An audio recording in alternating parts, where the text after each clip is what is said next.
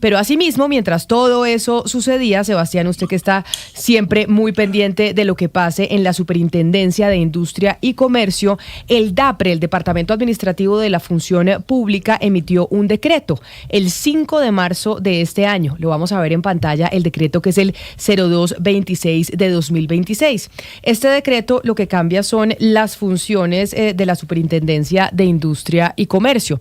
Acuérdese usted que hay toda una investigación contra la superintendente Cielo Rusinque por cuenta de si cumple o no con los requisitos para ser nombrada en ese cargo. Es una investigación y toda una denuncia que hay en el Consejo de Estado que está estudiando esa posibilidad. Un magistrado que tenía una ponencia negativa para decirle a quien ponía la denuncia que sí cumplía con los requisitos, la doctora Cielo Rusinque, y que no se podía apartar de su cargo. Sin embargo, esa ponencia fue derrotada en el Consejo de Estado. Ponencia derrotada que ahora implica que hay otro magistrado que tiene que cogerla, hacer la ponencia para presentársela a sus compañeros, y pues falta tiempo para ver qué va a pasar con el caso de la doctora Rusinque. Mientras eso sucede, se emite este decreto sobre el tema de la superintendencia y sus requisitos. Sí, se flexibilizan mucho. Recordemos, Camila, que desde hace 10 años, un poco, cuando queríamos entrar a la OCDE le puso a Juan Manuel Santos una serie de requisitos regulatorios y de buen gobierno que Colombia no cumplía, y le dijeron: vea, señor Santos, para que Colombia entre a la OCDE usted tiene que hacer esto y esto y esto, y una de las cosas era que las superintendencias fueran más independientes del Ejecutivo y que fueran más preparados. Usted, para ser, por ejemplo, superintendente de sociedades o de la SIC, tenía que tener, Camila, pregrado, maestría y por lo menos 10 años de experiencia en el área relacionada del tema. Eso, pues, Camila, lo está quitando el gobierno de Gustavo Petro, y solamente a usted le van a exigir título profesional y 12 meses de experiencia. Digamos que 12 meses es, ¿no?, como es la práctica, ¿no? Porque uno sale de la universidad y hace la práctica de 6 meses, un año. Entonces, usted, después de practicante, ya puede ser superintendente de la SIC. Pues ya que usted menciona al gobierno de Juan Manuel Santos, y cuando entramos a la OCDE, en su momento, quien era superintendente de sociedades era Francisco Reyes Villamizar. El doctor Reyes Villamizar, si yo no me equivoco, estuvo en todo ese proceso cuando las superintendencias en Colombia pasaron a ser nombradas por los mandatarios, sin lugar a dudas, pero sin poderlos remover, que era una condición de la OCDE, que no usted, el mandatario, puede cambiar, que no puede cambiar el superintendente financiero de sociedades. Creo que son todas las superintendencias o solo algunas. Creo que superintendencia de sociedades, sí, superintendencia financiera, superintendencia de industria y comercio, pero creo que la supersalud no, por ejemplo. Sí, son 3 las que aplican este decreto. Solo 3. Comercio, financiero y sociedades. Exacto. Déjeme saludar al doctor Francisco Reyes Villamizar, ex superintendente de sociedades, que además es profesor y nos puede explicar bien lo que esto significa de la superintendencia y por qué es una noticia importante en medio de las elecciones, en medio del tema de Irán, en medio de las lluvias. Doctor Reyes, bienvenido, qué placer saludarlo. Gracias por estar con nosotros aquí en Blue Radio. Camila, un placer saludarlos a todos ustedes y a su audiencia. Muchas gracias. Bueno, ayúdenos a entender, porque sabemos que este decreto del DAPRE, cambiando los requisitos para la Superintendencia de Industria y Comercio, es importante, y cuáles son las repercusiones que esto tiene. Y si le parece, vayámonos al momento en que se cambió la normatividad para entrar a la OCDE, en donde se determinó que esas 3 superintendencias, financiera, industria y comercio y sociedades, tenían que ser cargos que no podía cambiar el presidente a su antojo. Yo creo que lo primero que hay que decir es qué es la OCDE, porque mucha gente no sabe seguramente en qué consiste esta Organización para la Cooperación y el Desarrollo Económico. Es un club de países altamente desarrollados. Solamente hay 38 países en el mundo que forman parte de esta organización. Cuando Colombia entró a la OCDE, solamente México y Chile en América Latina formaban parte de la OCDE, y ahora Colombia pues logró ingresar. Y de lo que se trata realmente es de mejorar todas las prácticas del gobierno en todos los ámbitos: gobierno corporativo, impuestos, justicia, educación, transparencia, soborno transfronterizo. En fin, se trataba realmente de que Colombia pudiera ponerse al nivel de los países más avanzados del mundo. No solamente no se ha logrado, sino que yo creo que cada vez retrocedemos más. Y estos decretos que se expidieron con tanto cuidado hacia el año 2015, pues eran fundamentales, porque garantizaban primero que todo una idoneidad muy grande de los funcionarios que llegaran a estas 3 superintendencias que ustedes mencionaron, sino también una cierta independencia de estos órganos que son organismos técnicos. Suprimir los requisitos es pues reducir el nivel al mínimo posible, como ha ocurrido en otros ámbitos de la actividad del gobierno colombiano, por ejemplo, en el ámbito del cuerpo diplomático. Y no hay que olvidar, por ejemplo, que en los idiomas oficiales de la OCDE, por ejemplo, son el inglés y el francés. Y hasta donde entiendo, el gobierno ya ni siquiera exige que los funcionarios diplomáticos hablen idiomas extranjeros de los países donde son acreditados. De manera que lo que estamos presenciando es una degradación progresiva de la función pública, una reducción de la calidad de los funcionarios y, naturalmente, una pérdida en la confianza que los ciudadanos pueden tener sobre estos organismos que son de una gran importancia. Por ejemplo, en el caso de la Superintendencia de Sociedades se exigía no solo que fuera un profesional con una maestría, sino que tuviera una amplia experiencia en el ámbito societario y, por supuesto, que fuera abogado. A mí me parece, por ejemplo, insólito que un superintendente de industria y comercio, o un superintendente de sociedades o un superintendente financiero no sea por lo menos abogado, porque el 80% de las funciones de estas entidades son de naturaleza jurídica. Y en el caso de la superintendencia financiera en particular, Camila y audiencia, hay que tener en cuenta que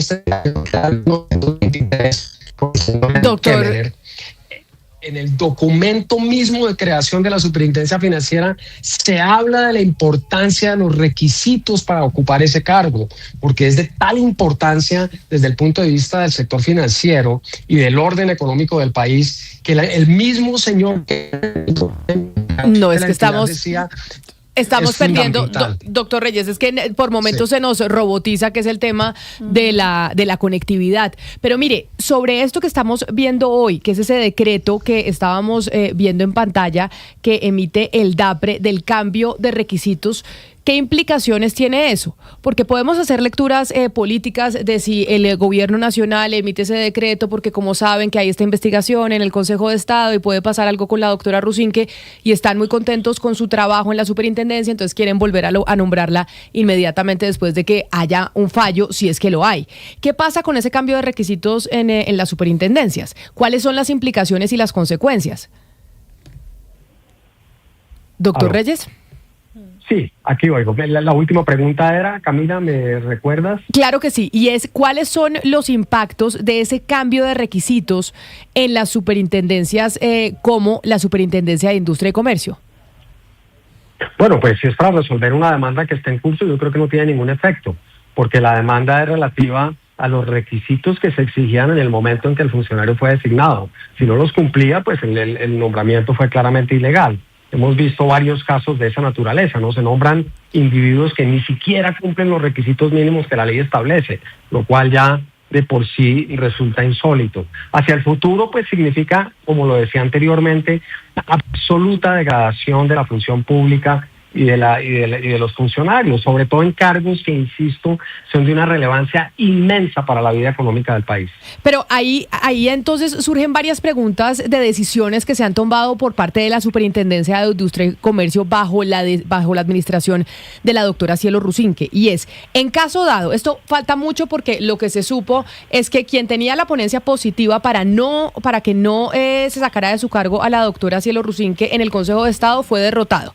Así que volvemos a empezar y esto pues pasará un tiempo. Pero si en dado caso el Consejo de Estado en medio de esta discusión decide declarar insubsistente a Cielo Rusinque porque no cumplía con los requisitos para el cargo, ¿qué pasa con las decisiones que se tomaron bajo su administración? ¿Se podrían demandar o se caerían? Porque pues hay muchas empresas que están ahí pendientes y dicen, si su nombramiento fue ilegal, las decisiones que tomó su administración, pues yo las voy a demandar o se caerán. ¿Eso es así? Sí, claro, es una gran pregunta desde el punto de vista administrativo y habría que ver cómo resuelve el Consejo, porque estos organismos judiciales tienen la capacidad de modular los efectos de los fallos. Entonces sería bien probable que el Consejo de Estado dijera algo con respecto a qué ocurre con todos estos actos administrativos proferidos al amparo de un nombramiento que se hizo ilegalmente, si es lo que el Consejo decide finalmente.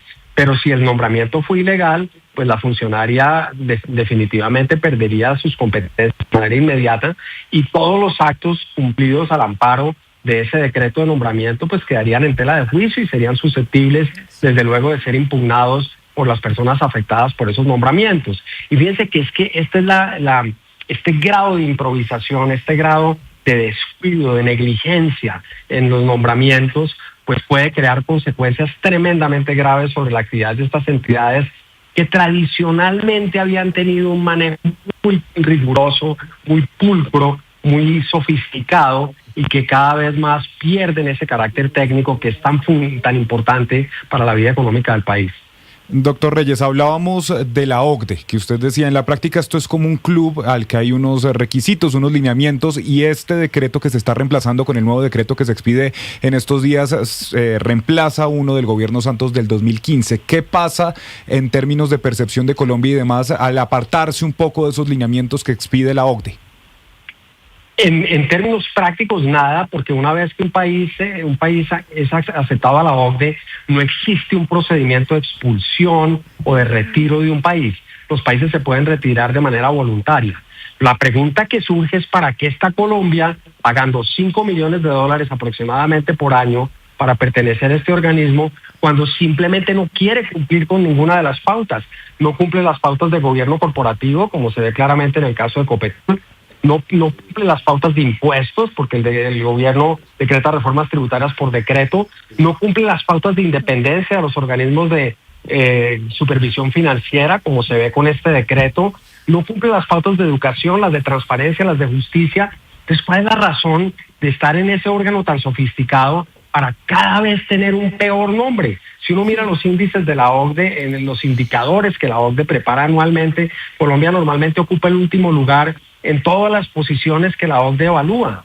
Entonces, insisto, es absurdo haberse gastado semejante cantidad de recursos. El presidente Santos hizo un gran esfuerzo para que el país pudiera ingresar a la OCDE y para finalmente no cumplir con nada. La OCDE también es una marca, también es una cosa que le da prestigio al país, que le permite estar en escenarios internacionales y hablar duro, pero si no cumple nada, cada vez va a estar más deteriorado en ese club, cada vez va a estar más en la cola de esos países avanzados que forman parte de la organización. Y justo por eso me sorprende, doctor Reyes, que no haya un sistema de expulsión de la OCDE si no se cumplen los compromisos adquiridos o los estándares que requiere esta organización. Le pregunto, ¿algún otro país de la OCDE ha flexibilizado este tipo de mecanismos o de condiciones? ¿Otro país que haga parte de la OCDE o Colombia está abanderando ese penoso proceso? Claro, no, yo creo que ninguno.